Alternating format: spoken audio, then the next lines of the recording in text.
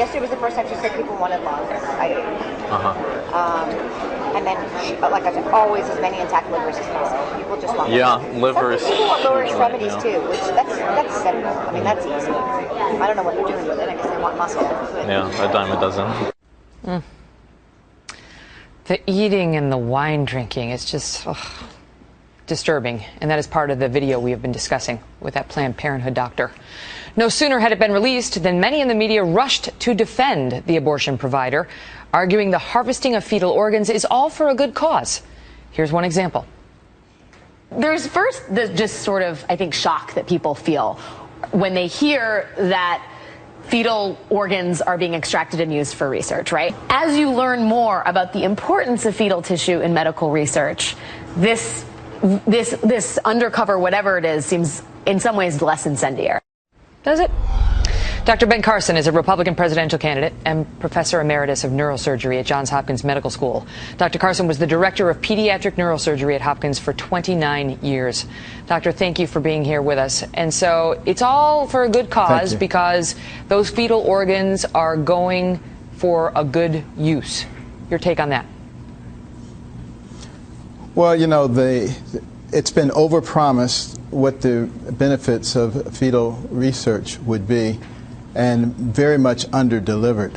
And if you go back over the years and look at the research that has been done and all the things that it was supposed to deliver, very little of that has been done. And there's nothing that can't be done without fetal tissue. So it's a spurious argument. But, you know, what's really disturbing is the fact that we have become so callous that a lot of people don't even realize that this is shocking.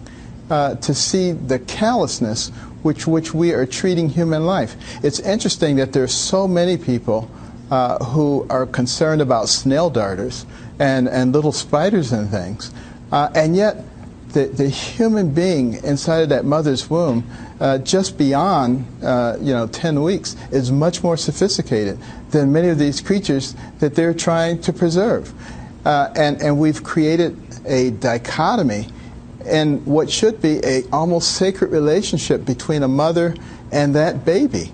The mother is a protector of that baby, and we've distorted things to the point where people believe that if the mother can't kill the baby, then anybody who's advocating that is an enemy of women.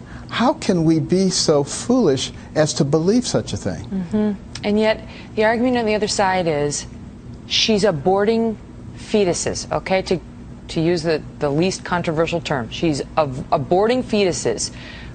What is worse? Like, is it worse that she's taking their organs and trying to do medical research? You know what I mean? Like, is the why? What is it that's so controversial about this tape? We knew that she was aborting fetuses. Well, I think the thing that's really controversial about it is that it's sort of like taking a cold fish and slapping you in the face when you're falling asleep. And you begin to recognize how far we have drifted in terms of our humanity. And, you know, a little developing baby is just an incredible sight to behold. You know, now that we have very good ultrasound techniques, even have the ability to endoscopically look at these little human beings. This is a 17-weeker. As they're developing. At 17 weeks, you know, you've got a nice little nose and little fingers and hands and the heart's beating, and it can respond to environmental stimulus. I mean, how can you believe that that's just an irrelevant mass of cells? And that's what they want you to believe, when in fact it is a human being. Dr. Carson, thank you so much for being here. We appreciate it tonight.